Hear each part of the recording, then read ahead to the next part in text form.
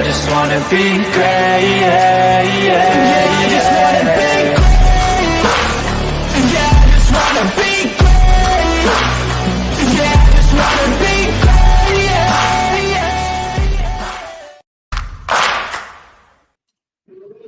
great, Good morning and welcome into the Fantasy Six Pack Network. I'm your host today, Justin Bruni. We are going to be covering some ADP best ball tracking and a live best ball Mania draft. You can check in every Tuesday morning for a 7 a.m. live best ball Mania draft. The sickos are up early and ready to roll. Appreciate everybody that's jumping into the chat and into the stream already early this morning. And of course, those that are watching later on in their day, driving around town, getting things done, getting to work. You might be, clicking into the YouTube here as you're clicking into your morning poop, whatever you're doing. Maybe you're like me and you're getting some breakfast in, getting some best ball in, getting your fantasy football news rolling. Again, pleasure having you guys all here. Smash the like button, follow the Fantasy Six Pack channel. Awesome to be here with the team. I'm going to be riding with them for some best ball content here for Best Ball Summer, and Best Ball Summer is here. It is June the 4th. It's 7 a.m., crack of dawn. Again, we're going to be jumping into some ADP tracking conversation and a live Best Ball Mania draft. I'm going to pull up the board here and get going because we got a lot to get through here. It's 7:01 in the morning.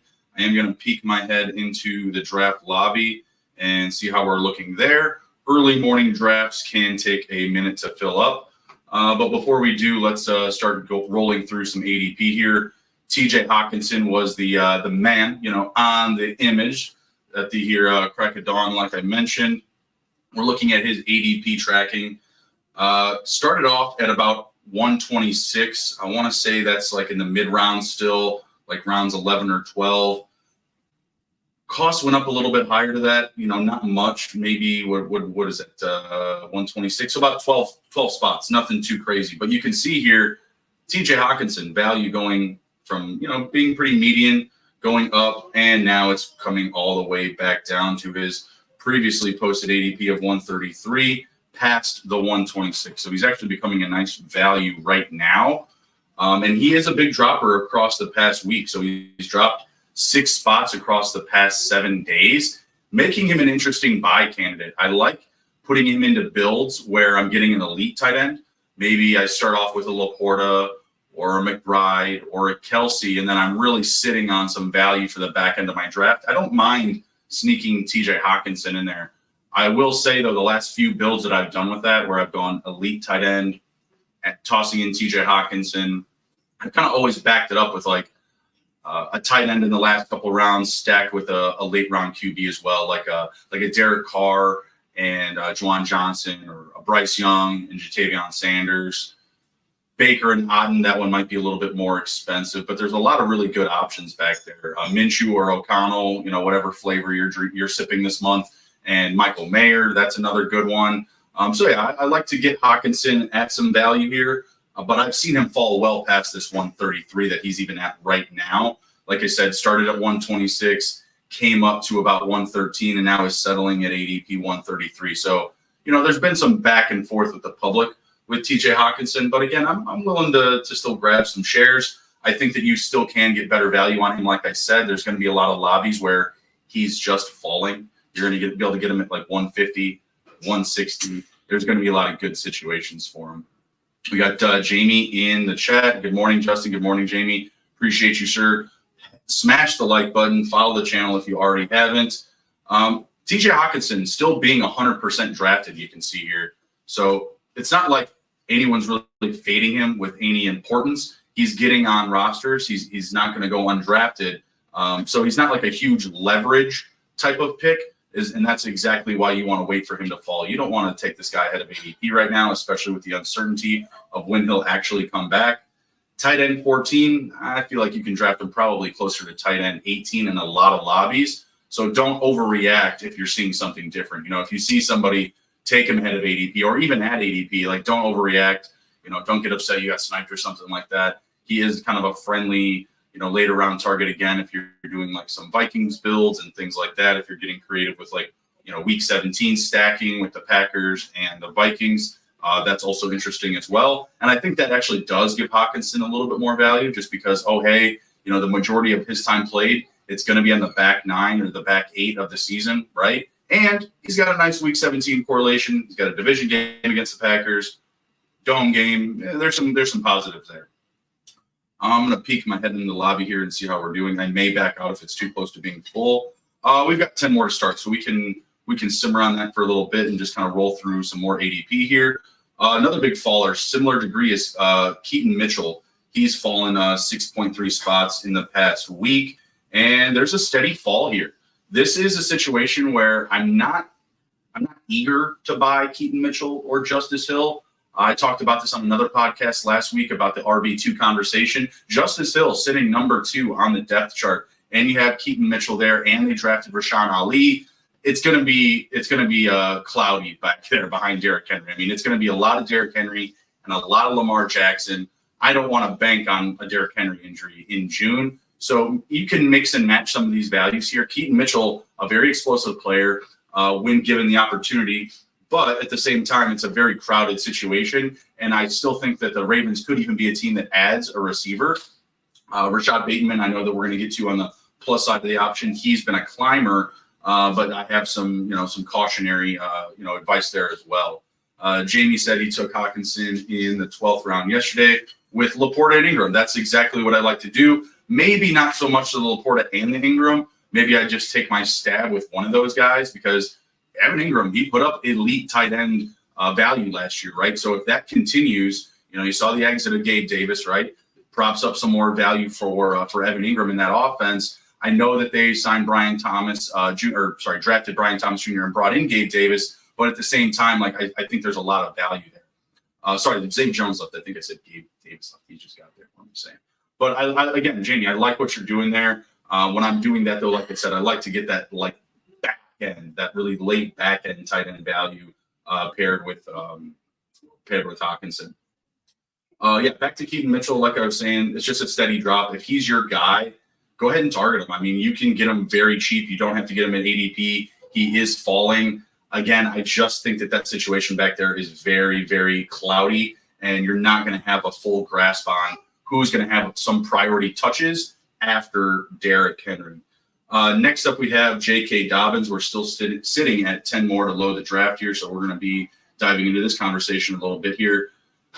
His ADP tracking is very interesting. You see him starting very low at 177, peaking up at 159, and now he's way back down to where he was at 178, probably even falling more beyond that. And I think a lot of that is the emergence of the draft pick in Kamani Vidal. I think that folks are very trustworthy of Gus Edwards in this offense. Like you saw what he did last year. You know that you're getting him with Greg Roman. You know that the Chargers are going to run the ball. But who's going to run the ball behind Gus Edwards? And I think that's where the public is up in air. Obviously, you saw some favorability to Dobbins. He was gaining some gas here. But at the same time, I'm okay taking either of those guys. I don't necessarily need to make a big stand here on Dobbins versus Vidal because I think both can actually have value. I think Dobbins will have some great value until potentially the wheels fall off. And I know that there's a few players like that, right? Like Javonte Williams is one of those guys. I'm a big Jaleel McLaughlin guy because I do believe at some point the wheels could fall off for Javonte Williams. This is a similar situation. If Gus Edwards were to get hurt, if something was to happen at another position, that props up a ton of value for Dobbins, and Vidal alike. So I'm definitely interested in getting my stabs at them, and both of those guys are falling. I might be able to pull up Vidal here and just kind of get a comparison. My guess is that he's probably rising, only down half a point across the past week. You gotta love the Friday Night Light picks for the rookies there. But he is a riser overall, right? Like you see Vidal's ADP starting at 193, it's settling at 158, ahead of J.K. Dobbins. So again, you can get good value there because we know what that offense is going to be. We know they're going to run the ball a lot. So that gives value to these backup running backs for sure. Got a great group in here watching. Jump in the chat, smash the like button. Appreciate you guys. We got Ben Sinnott here. I love that Friday Night Lights. Ben Sinnott climbing, absolutely climbing from ADP 190 all the way up now to 158. You saw a little bit of a spike there. for Ben Sinnott. It's just a very tough path for elite production, in my opinion. Last year, Trey McBride was a huge target for me behind Zach Ertz on the Cardinals, but there was a path to production there. Like there were not many obstacles for targets and receptions. You still have Terry McLaurin there. You still have J.R. Dotson. They added Eckler. They have Brian Robinson. They're going to run the ball a lot, period, to protect Jaden Daniels. They're not going to want to let him off the leash, throwing the ball 35, 30 times a game, meaning that there's not going to be a lot of opportunities for a potential secondary tight end until the back eight, until the back seven of the season, when you're expecting Zach Ertz to hopefully, get his mind right and be like, hey, request a trade to a better team or a playoff run or get hurt, right? So that's what you're waiting for there. So at pick 158, I just think that you can do better. There's going to be starters there that you don't have competition. You don't have obstacles ahead of you for a path to production. And unfortunately, Ben Sinnott has that right now, and that's why I'm just a little bit more timid on him. My exposure to Sinnott is very low. His exposure of 99% is interesting to me. I mean, obviously, he's going to get drafted at tight end 18, right? But honestly, I'd rather have Hockenson at tight end 18, like I said, if I can get that fall. Jamie back in the chat saying Dahl's a great RB for the Harbaugh offensive scheme. Love him in Dynasty. Yeah, absolutely a great pick in Dynasty for sure. Keep waiting for Kramer to pop through the back door. I really hope he doesn't, because that's a green screen. That would mean I've got some serious problems in my home if I'm getting poltergeist by Kramer. That's also really not the person you want doing that, sneaking up on you right now. JJ McCarthy is our next man up here. We are at 9 more to start this draft. If you guys want to jump into a early morning draft, we are waiting for that to fill. JJ McCarthy, obviously a lot of uncertainty, right? The team has come out and said, Sam Darnold right now is the in facto starter. Like, he's the guy to lead the competition coming in. Obviously, JJ McCarthy having a ton of high draft capital, so that's absolutely going to prop him up a ton. But I don't think you're really getting everything that you want out of him until the back end of the season, which, again, going back to that TJ Hockenson, take week 17 is not so bad if you can get McCarthy as your third quarterback. But I don't do a lot of 4 QB builds, but honestly, I think right now that's where I'd be most comfortable taking him. That's not advice that I would really lean in on, because again, I don't like doing that. But at the same time, I think there could be some value to it. Like, if you really, lock and stock some Viking players, I don't hate it, because you're just propping up some extra value for yourself in potentially week 16 or down the stretch. Which draft are you doing this morning? It is Best Ball Mania 5. That is something you will come to learn about me. That's where it all goes. I don't have time for the Greyhound. I don't have time for the sprint or the marathon. I got a budget for BBM5. That's where I'm at. I'm going for the big pot. Had a great advance rate last year, 25%, 1 in 4 teams advanced for me out of 150. Looking to replicate those results this year, but no regular season payouts. That's going to hurt. That's going to hurt. We got to make the finals. I went 38, 8, 1, and wound up missing the finals last year. Is crushing. Is a sad time of my life. Not very fun, I'll tell you that much. Going into the end of December, thinking, hey, we got a chance here. We got a shot, $3 million. We did. That was a tough pill to swallow. Next up, we got Sir Baker Mayfield. Diving in value. I will buy the dip. I know they lost Dave Canales, but I still love all the weapons around him. Still going to pass the ball a lot. I don't see the emergence of a Bucky Irving coming into this offense and just instantly creating a run-heavy scheme. He's going to be passing the ball a lot. He doesn't really have to be super efficient for you at his ADP. You can get him as your second or your third quarterback and stack him up with very, very likable players. Mike Evans, Chris Godwin. I love that late round stack with Cade Otton. Obviously, Rashod White. I think the ADP is Mike Evans, Rashod, Godwin, Otton, and then Baker, and they're all very well separated on the board. So a very easy build to put together here. And I don't get it. Maybe you guys want to let me know in the chat or on Twitter what your thoughts are here. I don't know why Baker is diving in value. Nothing has really changed other than the coaching scheme and the offense a little bit. But again, what are they going to try to do differently? Like, oh, we lost the guy calling play, so we're just going to let Baker go back to not doing anything, not passing the ball. I don't think that's going to be the case. And also in that division, I just love having some of those high scoring potential games. They've got week 17 up against Carolina. I think that is an actual a good spot to target for some week 17 correlation here. We're at 8 more to start. I'm trying to look at some other dips that I might potentially buy here. The Caleb Williams dip, self-proclaimed Bears fan, got to get that out there. Got to get that disclaimer out there for Caleb Williams. But he's falling. Like, I've seen him fall 10, 15, even 20 spots after ADP. It's just an instant overreaction to some OTA tapes. Actually, there's no OTA tapes. The Bears don't let those out.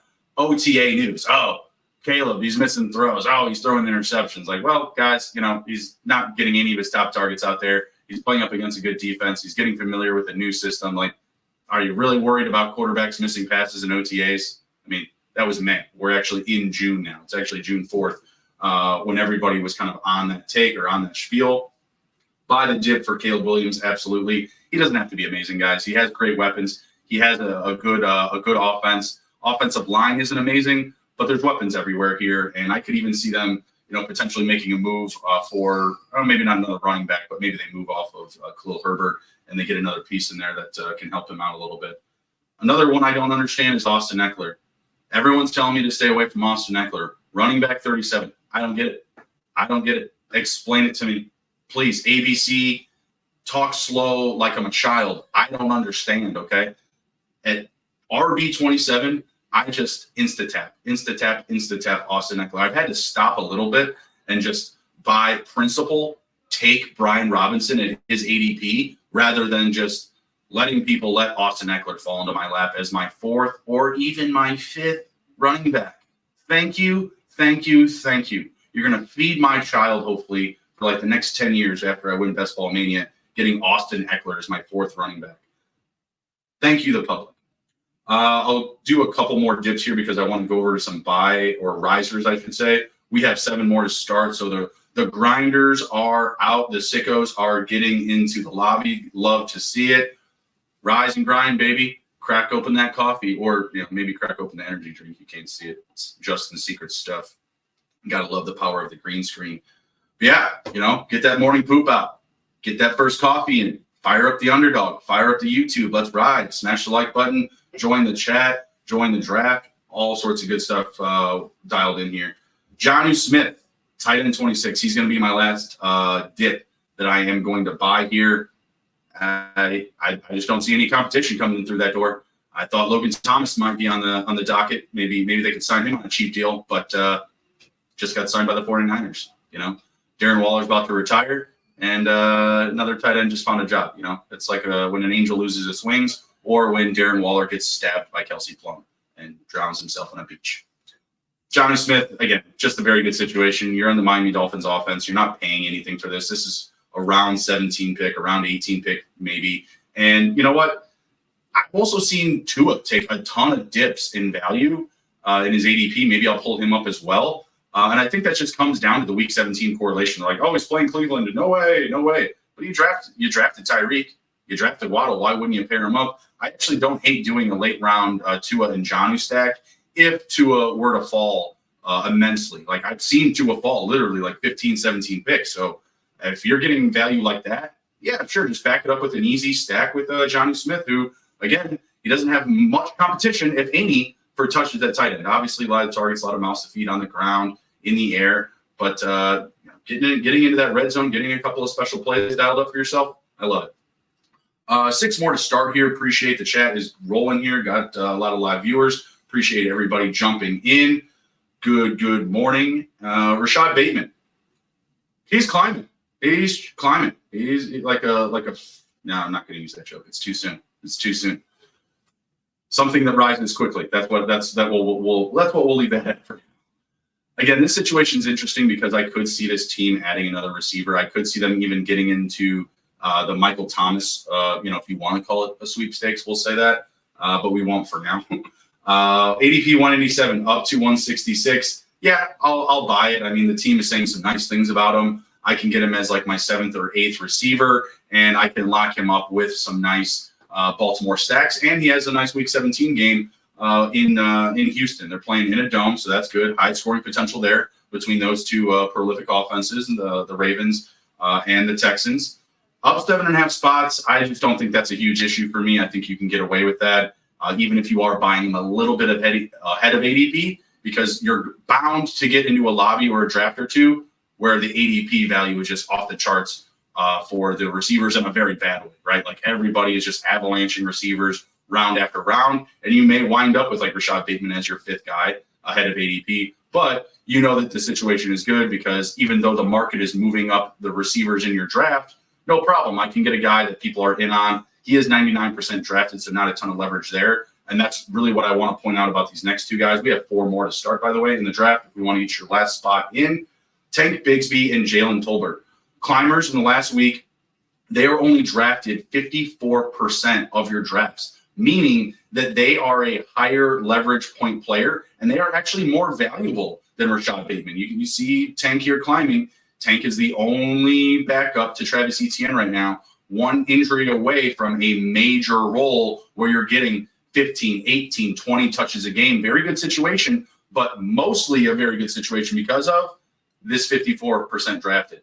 A very nice leverage piece player right now to get you more unique lineups. Tank Bigsby cost will rise. He will come up another 10, 15, 20 picks. So get him now while that draft percentage is lower, because by doing so, you're going to get more unique player combinations built up ahead of him, building in the value, baking in Tank Bigsby into your lineups, 4th, 5th running back, while you still have very strong 1 through 3 players. Same thing with Jalen Tolbert, only 54% drafted. And listen, I get it. He probably burned you in Dynasty, burned you in redraft, whatever it was. You got excited.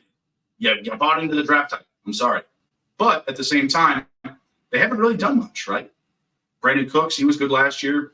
I think he had about like 51 receptions, 7 touchdowns, something like that. Very good touchdown percentage. But not a lot of targets went to him. So he is a very good piece to own in a Cowboys build. If you, oh dear God, knock on wood, if you somehow get one of those running backs, into your Cowboys build, that's a tough ask to do. But at the same time, Jalen Tolbert's a piece of that. He's prioritized in the offense somewhat, at least on the depth chart now. Again, another one of those teams I could see, dabbling their toes into the Michael Thomas market. So I'm not going to get overly excited on it, but I'm definitely buying my shares because, again, it's a leverage player that you can get that hasn't been drafted by the majority of the public. One more to start here, so we're going to kind of rapid fire through the rest of these. Demarcus Robinson for the Rams, also not getting any real competition. He's up 4 spots. I don't know if I necessarily want to buy that as much as I'm just like okay with that value. Braylon Allen up 4 spots at RB 67. I keep getting sniped on him now in round 18, so I guess if you want to draft Braylon Allen, get him in round 17. Young player, super strong, great build, going to get some goal line work. And again, very similar to Tank Bigsby, a great RB2 just on his roster, right? Like he is in a great handcuff situation.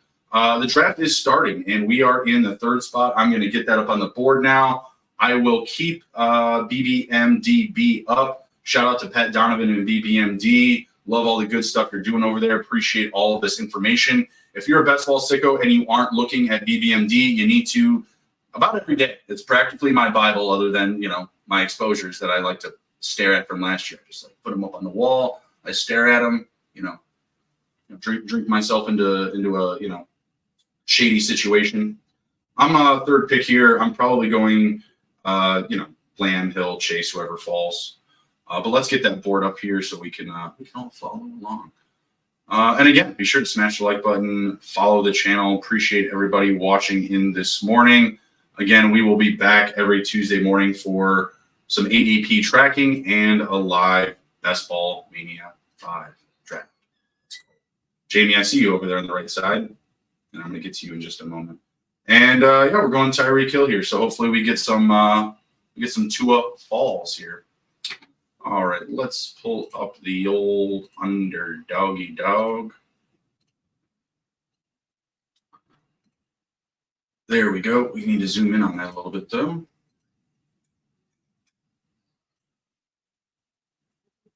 I don't like doing that. I like doing the full board. I always see content folks doing the top board like this, but it's not for me. It's not for me. I don't like it. I can't see enough. With this way, what I'm about to do, I can see more of the board. right, here we go. And again, good morning. Good morning. Appreciate everybody stopping in for Best Ball Breakfast. Best Ball Breakfast with Bruni. That's a mouthful. That's a mouthful. So are a stack of pancakes. Let's go. Let's ride. Right. So we started off CMC, CD Lamb, Tyreek Hill, Jamar Chase, Justin Jefferson, Bijan Robinson. It was all chalk until pick 5, and then Doc 49 took Bijan over Amon-Ra. Bijan talking himself up a bit, talking to the Atlanta Falcons up a bit, saying they're going to be like the San Francisco 49ers. He's going to be like Christian McCaffrey. Yeah, that's super weird. I don't hear that often. Breece Hall falling to pick 11. That's a nice little dip there.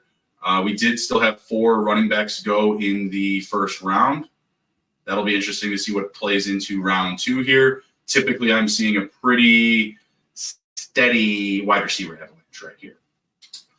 Puka at 10, Garrett Wilson at 9, A.J. Brown at 8. Again, all very chalky. Drake London, 13, Marvin Harrison at 14, pretty chalky. Again, Breece Hall falling to 11, Bijan going up a spot. Really the only thing that's interesting here. Let's get over to the chat with Jamie. I got like 40% lob because he's so cheap. Yeah, tread lightly. Me and my co-host Andrew Robb on the Fanspeak Network, we actually have a board bet between Alexander Mattison or Clyde Edwards-Helaire, who has the most half-point PPR fantasy at the end of the year. So I don't hate Lob as a prospect, but in best ball I'm a little bit more timid just because I feel like they're gonna really run a lot with Zamir White and backing it up with Alexander Mattison. And I get it, Alexander Madison's never been overwhelming to me. I'm not a big fan of Alexander Mattison, but on a per touch rate, he does pretty well. He said, do you prefer the beginning, middle, or end draft spot? I really like the beginning. I'll tell you that, Jamie. This year, for some reason, they've just been sticking me 6, 7, 8. Like I am getting 6, 7, 8 like it's nobody's business. I'm on the board here, 20 seconds. We've got Debo, Waddle, Achane, Kyron, Stephon Diggs. We're not going to do a back-to-back Miami stack here. We are going to go with Stephon Diggs, and we're going to kind of lean into this avalanche here a little bit. Just because we've only had 2 running backs go so far, I want to get that value. I would have really liked Davante Adams. Davante Adams at 21 is amazing, but I also have a ton of Davante Adams. So it's okay. I'll take a little bit more Stephon Diggs. Maybe I'll work on some Baltimore back stacking here. You don't want to do too much of it because Baltimore and the Texans also have the same bye week. I'm nearly 100% that I'm going receiver here. Yeah, Achane goes. I'm not going to go Malik Neighbors. I'm going to go DK Metcalf, I believe. Yes, I'm going to start off with Tyreek Hill, Stephon Diggs, and DK Metcalf. I want to get a little bit more of him.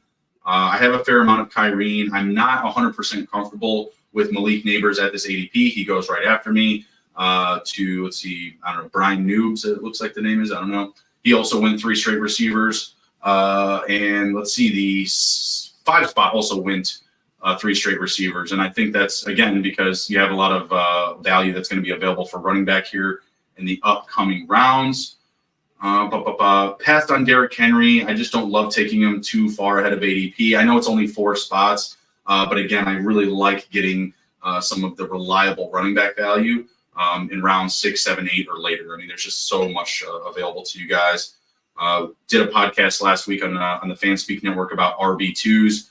Super helpful, super important to, understand who the handcuffs are, understand who has the opportunities to climb. And also just like when you look at depth charts, they're not necessarily lined up with the ADP, right? Like everyone's taking Tyrone Tracy Jr. over Eric Gray. Eric Gray is like, he's running with the 1s at OTAs. Like, I mean, don't get me wrong. I'm not gleaming, with glee to get either of those guys, but both are equal opportunistic plays or targets in the back end of your drafts. So you don't have to go just one way. I mean, I see the public shifting in a lot of different directions with some of these rookies, and you're just going to see a lot of volatility with their ADP. So you don't want to go all in on everybody. Have you heard of that bum that called the fantasy? Yeah, I had. He thinks Coleman should be drafted in this. Oh my gosh. I mean, don't get me wrong. I'm a big Keon Coleman guy. Me and my co-host Andrew Robb, we have a board bet for Brian Thomas Jr. versus Keon Coleman. I've got Keon Coleman. So I like Keon Coleman. Round 2 or 3, dum-dums.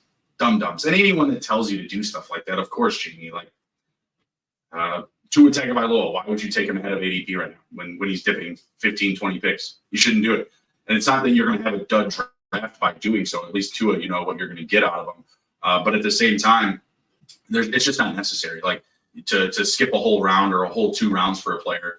In the back end of the draft, I'm not afraid to do it. You know, I'm okay taking Darnell Mooney a round or 2 ahead of his ADP if the situation is right.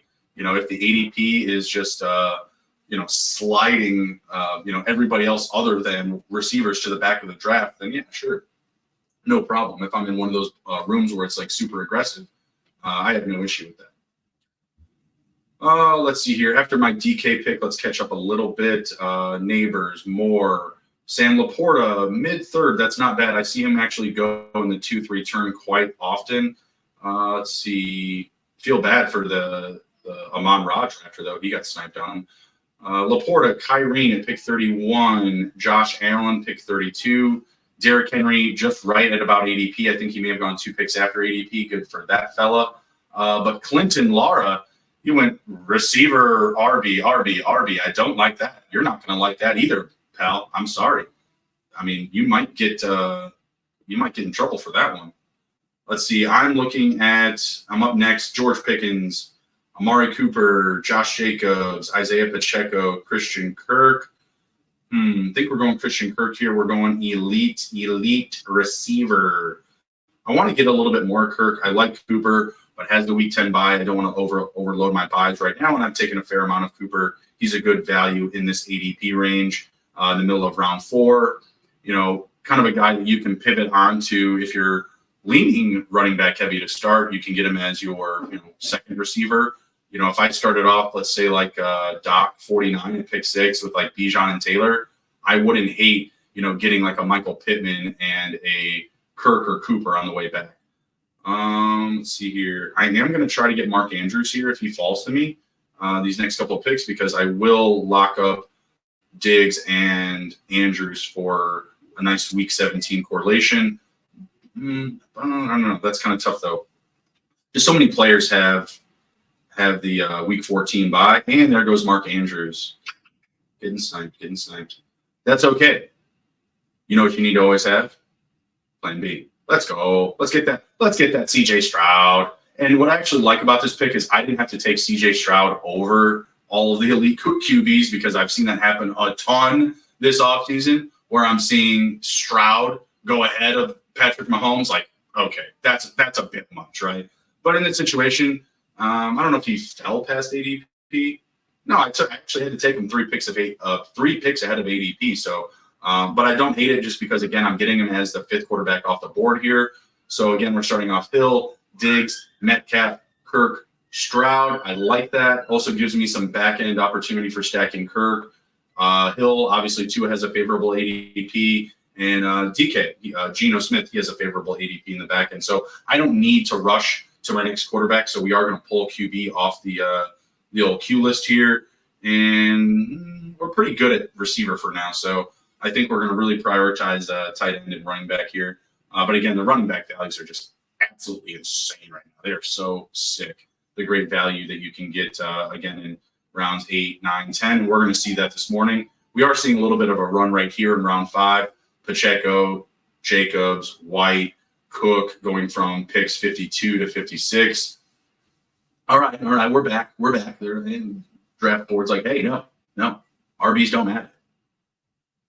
Top RBs at the board are Mixon, Walker, Kamara, Montgomery.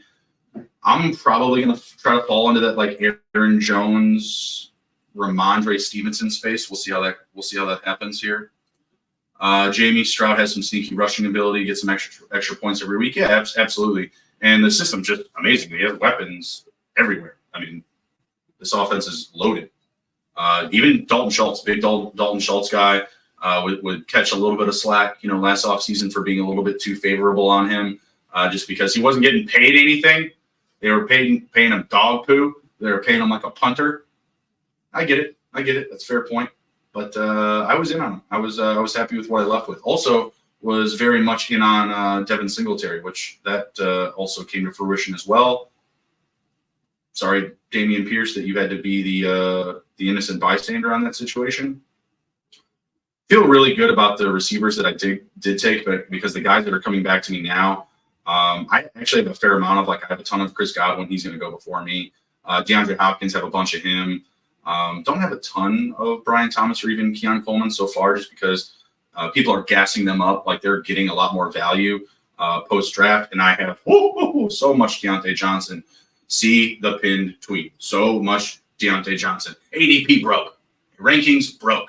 The disrespect year in and year out to Deontay Johnson is absolutely insane. I don't get it. Talent over previous results. That's what they're ignoring here, these ADPers, these rankers. All right, since my Stroud pick, let's see, I ran through to Cook. So we have McLaurin at pick 57 in round 5. Xavier Worthy, A. Richardson, Calvin Ridley, taking a lot of him too. Love me some Calvin. Joe Mixon to start round 6. Jaden Reed, Kyle Pitts. I think Kyle Pitts may have been a fall there at pick 63. I'll check in on that. Chris Godwin, Keon Coleman, Kenneth Walker, right on time as I called them out. Let me check on Kyle Pitts. I want to see what his ADP value was. Right at ADP, 63. Love it. Love to see it. Joe Rudiger, Rudy's dad, I guess. On the clock, I'll have to gaze at his team later. Yeah, I like this. I had Alvin Kamara fall to me. Had a nice little bounce back last year. Caught, I think, like 70-plus passes, 75. Yeah, 75 receptions last year, only 1 receiving touchdown. Mike Thomas leaving. I do have a conflicting buy, I think, with Christian Kirk. Not really worried there. He's my 4th receiver, so I can manage that. And don't be, like, overly concerned about managing, like, your buys, like, top to bottom from position to position. You only need to be worried about that specific position. Like, be worried about buys for running backs. Be worried about buys for receivers, not necessarily intertwining them, unless you're getting to a situation where you are getting, like, way too overboard on a specific buy. With, like, I don't want a lot more 12s. So, for example, like, I'm not going to take Brian Thomas right here. I was thinking about that Evan Ingram. The 1-2 spots are getting me here so far with Mark Andrews and Evan Ingram sniping me on the tight ends. I'm hoping that means that won't be so difficult to get Dalton Schultz. I'm thinking Aaron Jones here. Yep, Aaron Jones. I like that. Give me a nice couple of dome games for my running backs. Kamara with Vegas in Week 17. Aaron Jones with the Packers. Revenge Week 17. They'll play before that, but nice little revenge narrative. To get the morning going, get the juices flowing. Always like me a good revenge narrative. It's good. Jamie just driving the chat here. Love you, sir.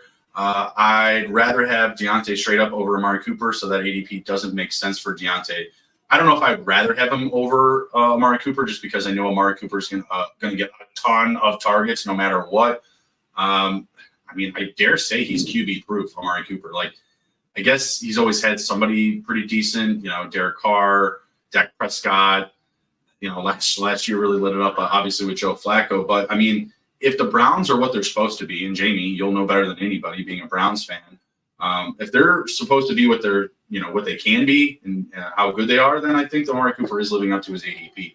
But I'm right there with you, though. Deontay Johnson ADP is broken. The rankings are broken. Wide receiver 45 is ridiculous for a guy that's going to get 150 targets. Did anyone watch what Adam Thielen did last year? Did you see what the old man did the first half of the season? Imagine Deontay Johnson with that type of volume for the entire year. I know he dealt with a little injury issue last year. He did miss some time, but that's not enough. That's for sure. That's not enough. The Steelers were just a very traditional, play calling system. They weren't trying to overload anybody with a ton of targets. The running backs couldn't get, any huge shares. The receivers couldn't get any huge shares. They couldn't be anything special on offense. They needed to be, warm milk. They needed to be boring and bland as hell, to try and put defenses to sleep to move the ball down the field. And to their right It worked at times. Obviously not enough. If DJ was there this year and, they brought in Russ Wilson, they bring in Justin Fields, it'd probably be better ADP than this, which is insane because I don't think Bryce Young is amazing. He's not, jumping off the page with his deep throws or any of the highlights from last year, but still an upcoming QB. I mean, look what Trevor Lawrence did year 1 to year 2. I mean, there's always room for massive improvement. Coming up here on 6 picks up, I am 1, 2, 4. I like that start. To me, that's balanced. I mean, I don't have to go 2, 2, 2 or 3, 3 receiver running back. I don't need to do that. So I do like kind of mixing in like an elite QB or an elite tight end kind of into a mix, prioritizing still receiver over running back. I'm up in 4 picks, and I'm very happy with. I'm at least going to take 1 running back here with my next pick. Not so much into the Rashee Rice dip. He is an ADP of 85. I would get him at 94 or 99. 99, not bad. But honestly, I don't mind buying Rashee Rice with an adjusted market cost. Like, if he becomes more expensive, I'm really not – I don't have an issue paying for it, right? I'm drafting a ton of Hollywood Brown. If something happens and Rashee Rice is going to be available, and we know he's going to be playing in a lot of games for whatever reason, doesn't go to court, doesn't get suspended or miss time this year, okay, cool. Then I'll buy a little bit more of a tip on Hollywood Brown. Like, I still think he's going to use a ton in that offense. Or I'll just take Rashee Rice at his adjusted market cost, which is probably closer to where Hollywood Brown is going. Where did Hollywood go in this draft? Round 5 at pick 55. So let's see. Raheem Mostert. Get him paired up with Tyreek. I like that. I don't like that I just double tapped week 6 buys for running back, but we can make up for that, no problem. But I like that value, getting Raheem Mostert as my third RB, and I get him paired up with Tyreek, like I mentioned. So now I'm at 1, 3, 4. Thinking about Njoku here because Njoku's kind of like a break line for me for the tight end position. And there he goes. Wow. Okay. The 1, 2 picks are really getting me on the tight ends here. Letting me have it. I just may have to go back to receiver here and just assert my dominance on this draft. Let's see. We got Tyler Lockett, Curtis Samuel. Do we want to do a Lockett Metcalf? I don't think so. Not with 4 receivers. If we had a 5th, I'd be open to it. Screw it. Let's go 1, 4, 4. Let's go with Tony Pollard, and we'll kind of make up for that 6-6 pick between Aaron Jones and Raheem Mostert. When the buys are that early as well, like, I'm really not that concerned. I think that you can make up for that in the back end of your season. Like, it's literally a 17-game season for Underdog here, 18 game regular season. Like, week 5 bye, week 6 bye. I can manage that. I'm good with that. We're making our bread down the back end regardless. So if I'm going to load up on buys, the 5, 6, and 7s are definitely what I'm. If I have to do it, those are the ones that I want to do. Tyler Lockett right after me. I think when I come back, guys, I'm going to have to take a tight end because what is this? Jave Lena and I don't know, some BQ Best. I don't know. That's a weird name. Always some great names in these lobbies. Those 2 names are bad. Can't pronounce them, and they've got red badges. The envy. But yeah, I think I'm going to have to. There goes Brock Bowers. Let's take a look at tight end here a little bit, see what's coming back. Then I will be at a 1, 4, 4, 1. Not bad. I still love the fact that I led in with the receivers on that 4, going 4, 1, 4 in my draft order there. We'll see. I mean, Dallas Goedert, Dalton Schultz, TJ Hockenson, Pat Freiermuth, and Cole Kmet. Those are the top guys available.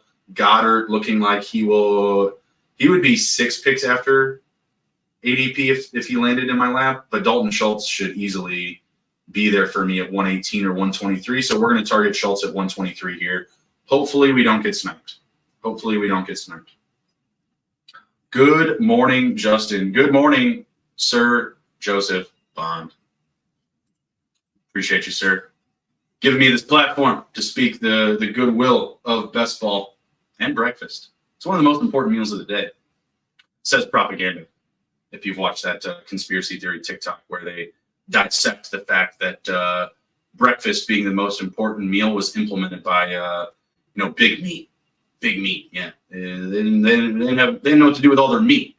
Making a ton of milk. What are they going to do with all the meat? Well, you Americans need to eat bacon. Get up in the morning, eat some bacon. That's about it. That's my breakfast. I don't do much other else than bacon. Not a big pancakes guy. I like waffles, but who's got that kind of time? Who's got time to make waffles? You know, I'm up doing best ball drafts, taking my morning poop. My man Bruni, sorry I didn't get up early at 7 a.m. Isn't my style. How's the team looking? So we're looking at Tyreek Hill, Stephon Diggs, DK Metcalf, Christian Kirk. Let off strong 4 wide receivers. Pivoted over to QB, CJ Stroud, and then went for running backs there. So a nice little 4-1-4 build. Kamara, Jones, Mostert, Pollard. I'm going to be done on running back for a while, which I don't mind, but I did love the values for each of those guys. If you're just getting in, we're going to be targeting tight end. Targeting tight end next. Probably at 123, hopefully. There goes Austin Eckler at pick 112. Back to back, right after Brian Robinson Jr. You don't see that every day. Usually, like I mentioned at the top of the show, Eckler's getting that big dip. Big dip. These guys cannot take. Well, actually, you know what? I'm going to take Dalton Schultz right here because this guy that took Mark Andrews. Oh no, Mark Andrews and him have the same buy. I was like, oh, he's trying to correlate. They're going to take another tight end from me. 3 tight ends is a bit much in the turn there. You know, just getting sniped. So we will play the game. We will play the ADP game, and we will see if Schultz falls to us. This isn't my first rodeo. So I have plenty of backup options. The guy I'm about to take is someone that I have been taking a lot of, and that's Brandon Cooks at this ADP. In a prolific offense, team's going to score points. Same argument to Jalen Tolbert from earlier. Who did they add? Zeke Elliott to the offense? That's who they added? That's it? And now they bring back everybody else? I mean, Jake Ferguson, he demands the ball quite a bit in this offense. Dak loves to throw to tight ends. But you look at, what did I say, 51 out of 7? Let me pull it up. 54 receptions, and it was eight touchdowns last year for Cooks. Still, that touchdown percentage is amazing. If he can get any increase on his volume, that's going to be fantastic. He's going to be inclined for a big year. And the other guys in this spot, like Rashid Shaheed, Palmer, I like Palmer actually. I do think he could be the number 1 there for the Chargers. Donnie Mitchell, he's getting a lot of talk, but I have a fair amount of him. Same thing with Jacoby Myers. I usually get him stacked late with some Raider builds. Let's see if this guy does it. I mean, he very, very well may snipe me on Schultz. He did not. Thank you. I mean, double week 14 bye for your tight end. It's a bit risky. But I've seen crazier things in these streets. Yo, Andrew, I've been working or I've been drafting with Bruni this morning. Folks liaising in the chat here. So let's see. Before my Cooks pick, we'll kind of review that round. We had Tajay Spears, Mike Williams, Chubb, Goff, Goddard, X. Pretty solid. Like some of the value here. Khalil Shakir at the beginning of that round, you see like the big separation of wide receiver talent. Like 4 receivers have gone from pick 124 to 109. Like it's a dead zone. The fact that I was able to get Brandon Cooks there, I mean, I would have taken Brandon Cooks at really where Tyler Lockett went at pick 100. So the fact that I was able to get him at 118, that makes me pretty happy.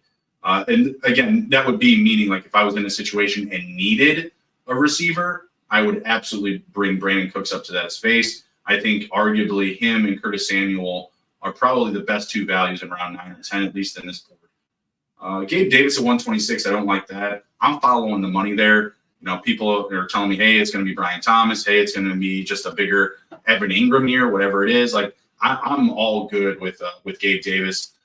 He was someone that has, I think, 8 touchdowns in back-to-back seasons with not a ton of reception work. So kind of a similar situation to Cooks where he does have immense upside, and you could see big numbers, you know, if big volume is thrown his way in terms of targets and touches.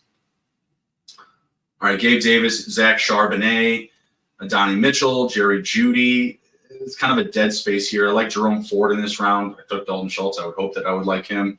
But Dalton Schultz is my first tight end. I think that means we're gearing up for a 3 tight end build for sure. Like I'm not going to feel good with Dalton Schultz and one other guy after this ADP for my tight end stable. So we'll definitely be double dipping into the tight end space to back up the draft. Bruni, how long did it take to fill the draft at 7 a.m.? Good question. We were able to get through a fair amount of players dipping, not as many rising. I don't know, like maybe 15 minutes. Check the tape. Kirk Cousins, pick 133. That's not going to last all summer. That's not going to last. I'll tell you that much. That's a great value for Kirk Cousins. You know, Bijan coming out saying, "Oh yeah, we're gonna act like we're the 49ers." Well, 49er QB did pretty well last year. Certainly a lot better and more worthy of pick 133. I don't think that the Falcons are going to be a clone offense of the 49ers. I do think they're going to pass quite a bit. So Kirk Cousins at 133 is crazy. This is a guy, I mean, hate him or love him, he can be a top 5 guy for you week in and week out. Mind you, you're going to have your dips, right? I don't know if I want to get Kirk Cousins into, you know, a 2 QB build if I'm starting right here for my QB builds, but you can easily get, I mean, my goodness, Jalen Hurts and Kirk Cousins. Who does Cousins get week 17? Jaden Daniels. So I don't know if I would want to do that stack. But yeah, I mean, you can get him paired up with any of these elite guys. Mahomes, Lamar, Stroud even. I mean, it's a good situation with him coming off as your number 2. All right, coming down the stretch to me, I was thinking about Dontavian Wicks, and he just went right ahead of me. I am up next. Might be the time for another tight end here. We've got, let's see.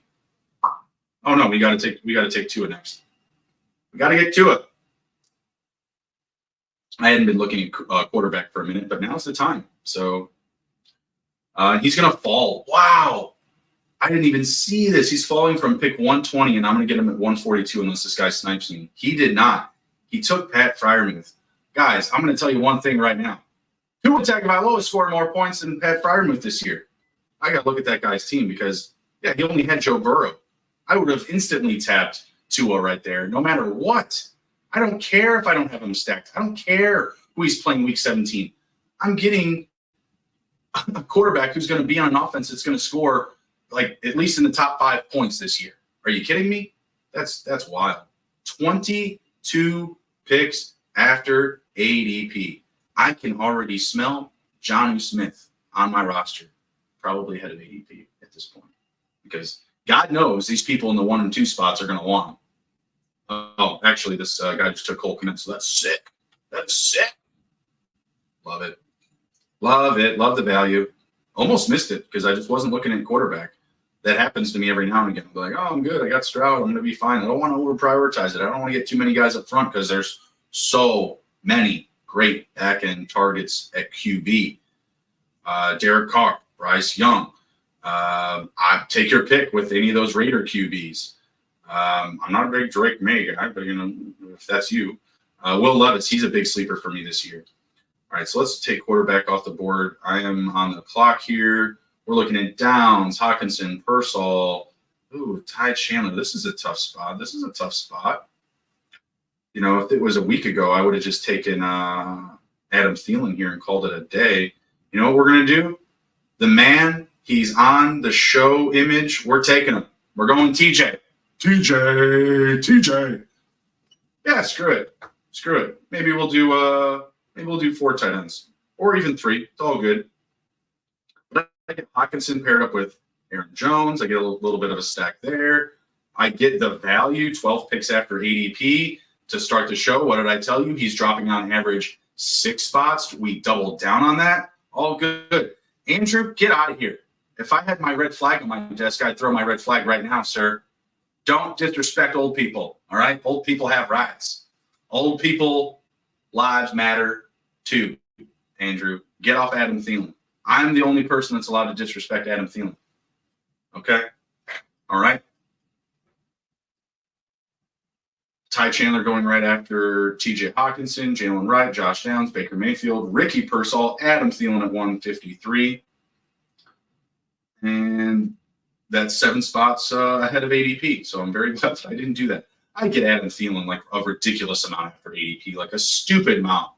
7th, 8th, sometimes my sixth receiver, but I have no issue with him at those spots. As long as I'm not getting him at 5, my wide receiver 5 or higher, he's absolutely going to be on my roster 10 picks after ADP. I don't care. Late round stacks. Give me the late round Carolina builds. I can start with Thielen. I can get Sanders after that. Bryce Young. If you want to get real cute, if you think you're a real fancy boy, maybe you drop in some Terrace Marshall. I don't know. Some Jonathan Mingo, mayhaps. It's not for me. Maybe it's for you. It's not for me, though. Up in 8 picks, and the board is looking spicy. We are not taking I said it too soon. I said we're not taking a running back, but we might be taking Jalen McLaughlin. I don't know. We might be. He's one of my guys. If he falls to me, in principle, I may have to take Jalen McLaughlin right at ADP. I may have to do it. We'll see. We will see. I am at a 2-4-5-2 build, so a lot of options here to finish. You know, I could go, 3-5-7-3. I could do something like that. I could do 2-5-8-2. I don't think I'm going to do that. Maybe 2-5-7-3. Kate Otten goes off the board. I am going to target I'm not going to target Jalil at this pick. I'll see if he falls because I will take Chuba Hubbard at 171 potentially. No, I'm not going to do that. I don't know. I'm not sure. Maybe Rashod Bateman. We talked a little bit about him earlier. Has that correlation with Stephon Diggs for week 14. Has the same bye as week 14, which I don't love, but I think we can make up for it. Really thin receiver back here. So with 5 receivers, I think that probably just needs to be our priority. And maybe we just chill on Hubbard or McLaughlin. McLaughlin goes off the board to Doc 49. If you are in the chat, be sure to smash the like video, share the video, and follow the Fantasy Six Pack. Seeing a nice following in here. Appreciate you guys. And at receiver, man, it's super thin. We got Bateman, Malachi Corley, Wandell, Michael Wilson, Luke McCaffrey, Demario Douglas. This is a tough space here. I am gonna yeah, let's go Rashod Bateman. Screw it. I think we're gonna go heavy receiver to finish now that I've made that pick, and I have 2 receivers on week 14. I think I'm gonna be perfectly okay doing 2-5-8, 2-5-8-3. Is that right? 8-3. Yeah, 2-5-8-3. I think that's what we're going to wind up with. But we shall see. It's all about what the board allows. Got Aaron Rodgers back here. It's just not like a wide receiver in sight for ADP. Like it goes from ADP 155 to 176 without a receiver. So no matter what, we're pulling someone up here.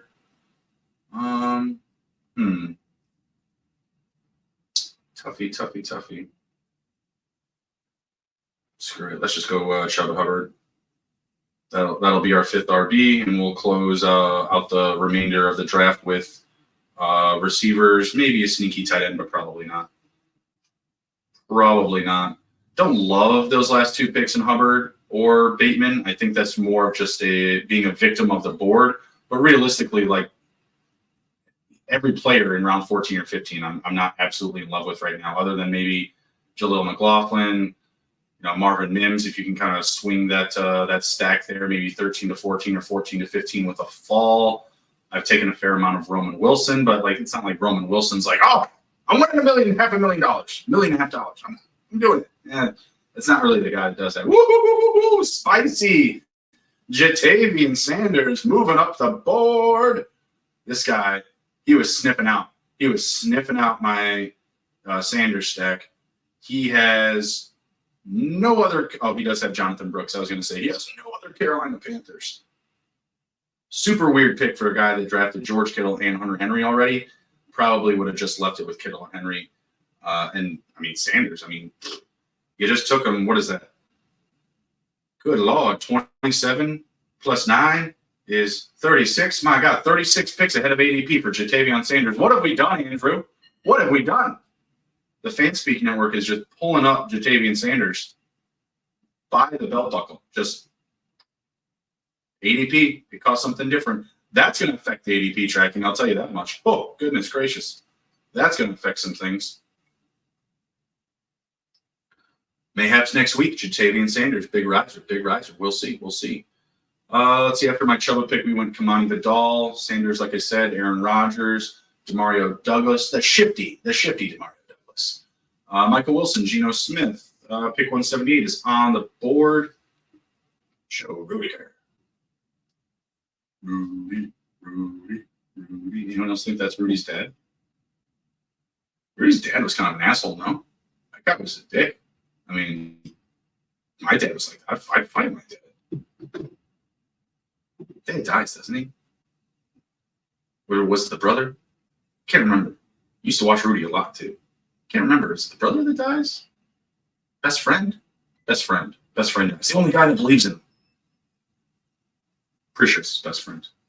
Assholes always live. All right, coming down round 16 here. Again, not many receivers in sight, but that's what we have our sight set on. There's receivers here, so we're going to be looking for some back-end value. I'll talk about some guys that I like here. Devontae Walker. I've actually bought a lot more Devontae Walker than I have Rashod Bateman, so interesting little balance I've built here. Won't be taking him in this draft because I already have him. Rashod Bateman, that is. Jalen Tolbert, we talked about at the top of the show. Good situation. Already have Cooks, though. Tyler Boyd, DJ Chark, Darius Slayton, Jalen McMillan, not bad. I'd like to get some more of him. I've gotten in on him more so recently. You know, if you really want some crazy dart throws, Josh Reynolds, MBS, Juwan Jennings, no one loves these guys. No one loves them. But if you have the stacking options, you know, if you've built up some Broncos in your stable, pun intended, or you've got Josh Allen, maybe a Khalil Shakir, or maybe a Dalton Kincaid. I don't hate MBS. I mean, I hate MBS, but I can buy anybody in round 18. I mean, you can talk me into, you know, drafting Jamie and Andrew in round 18. I mean, as long as they got a path to production, I can get down. Or maybe I'll just stack them together, stack up the YouTube chat. Guys that I don't like back here, unfortunately, Luke McCaffrey. It's kind of the same argument with Ben Sinnott. Is there a clear path to being a leader on this team in targets? Spike weeks at all? I don't know. It's not an offense that's going to pass the ball a lot. And you still have Terry. You still have Jahan Dotson. And a running back in Austin Eckler, guys, he's going to command touches. He's going to command catches. Darius Slayton getting moved up the board here. Doc, I think you're in the chat. Doc. I've called out some players that you've picked a few times here, Doc. Just saying. Okay, cool. We're going to take Luke McCaffrey. Just kidding. We are going to take Tyler Boyd, get him stacked up with our Tony Pollard share. So not bad there. Getting some extra exposure. We probably should type it in. We should probably go do 2-5-8-3 because we still have Schultz and Hockenson. Let's see what we're looking at for tight end here. I could mix in some Isaiah Likely, but again, at this back end of the draft, I don't love taking guys that I know are going to be the number 2. Conklin, Fant, Chigakonkwo. These are all tight ends that are starters. They're the ones on the rosters. Let's see if we can get Chig, and we can do a back end Tennessee little correlation here. Little Boyd, Pollard, and Chig. I'm okay with that. We'll pull the trigger on that if this guy lets it go. If he lets it have him, if he's cool about it. You know, he's got Andrews, he's got Kmet. Does he take Chig from me? Takes Daniel Jones. Yikes. I don't know, brother. I don't know about Dan Jones, brother. I'm sorry. Dan Jones was a big board pick. I can't lie. I have at least one stack of Daniel Jones and Darren Waller. Okay. Just one. It's in the big board. Don't sue me.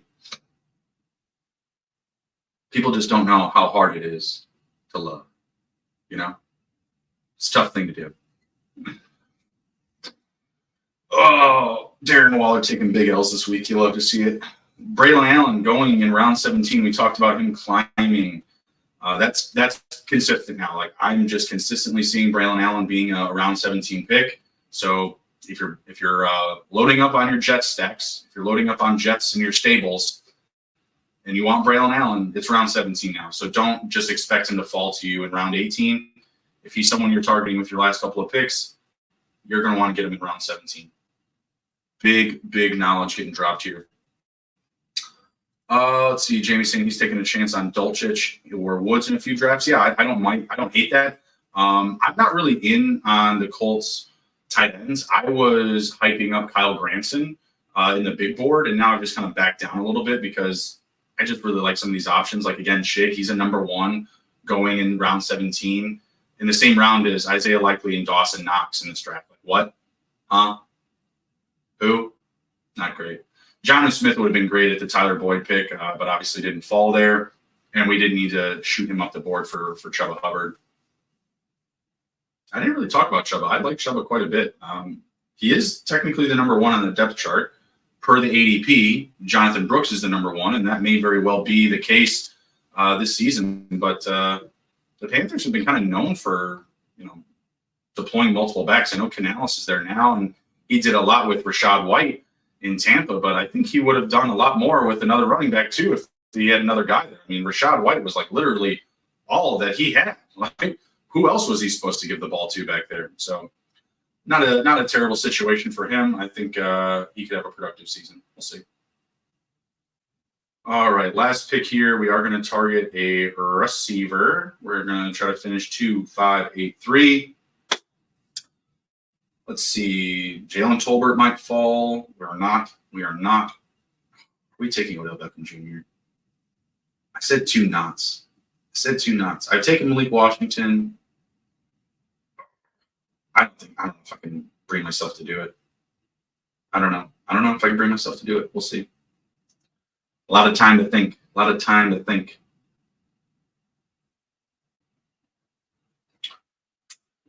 6 picks exactly, the amount of time. Appreciate everybody coming out this morning. If you're just walking into the chat, good morning to you. I hope the poop was amazing. I hope the coffee was better. And I hope your drive to work is simply splendid. I hope you have an amazing day. I hope the hours of 8:30 in the morning to 9:30 are the best that you have all day. What do you think if you passed on Hubbard and went Jonnu, then got Roshan Johnson in the 17th? The Roshan stands are up. They are up in the morning. Yeah, I love Roshan.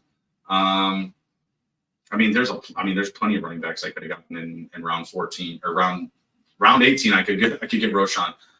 Tank Bigsby, we talked about him. Alexander Madison, Eric Gray. He's working with the ones in OTAs. Dylan Lobb that you had mentioned, Jamie, in the chat. Don't sleep on AJ Dillon having 3 spike weeks. Justice Hill, kind of the same scenario. Rasheen Ali, he's also back there. I've seen a lot of people hyping him up that he's going to be the guy to back up Derrick Henry. I mean, pick your poison. There's really a lot of options back here, but we are going receiver. Oh my gosh, what do we want to do? Jake Bobo. No, I'm just kidding. That guy was getting goal line carries. It was dumb. It was making me upset, making me question life. We do not have. We have 2 week 14s in Diggs and Bateman, but you know what? We are gonna do a nice little callback to Jalen Tolbert, and we're gonna get Tolbert and Cooks. Yeah, sure, they could cannibalize each other, but also one of them could get hurt and the other could be absolutely amazing. So we'll pull up the team here. And, like I said, that's a trend that we're willing to buy in on is Jalen Tolbert. Like, he's climbing, his cost is rising, and I got him at pick 214.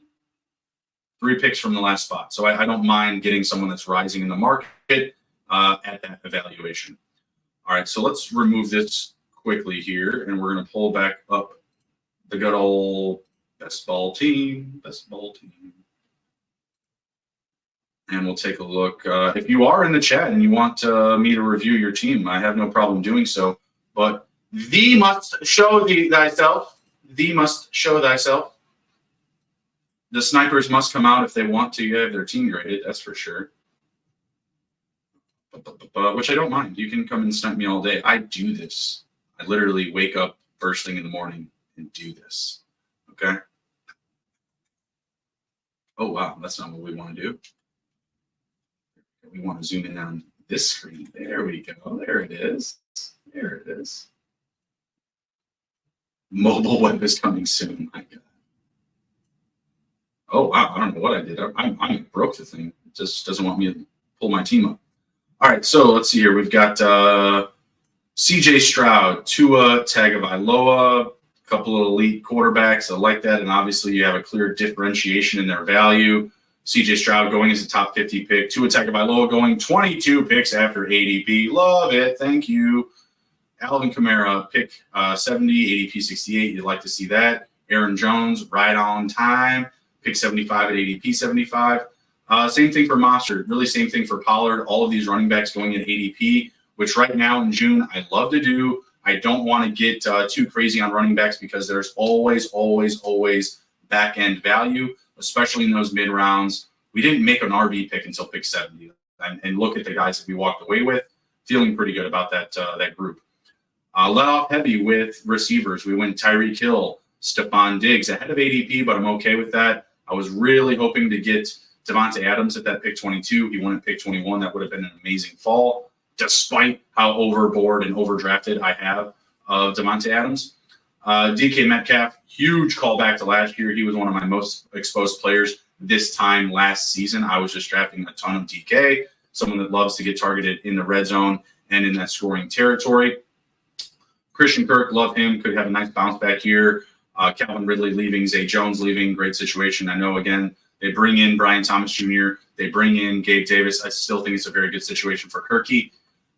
Brandon Cooks, again, great situation. Dallas scores a lot of points. Bateman, we've got parlayed up with Houston and that week 17 correlation like that. And then Boyd and Tolbert really just stacked up. You've got Tolbert with Cooks. You've got Boyd stacked with some Titans here as well. Dalton Schultz, Hockenson, and Okonkwo.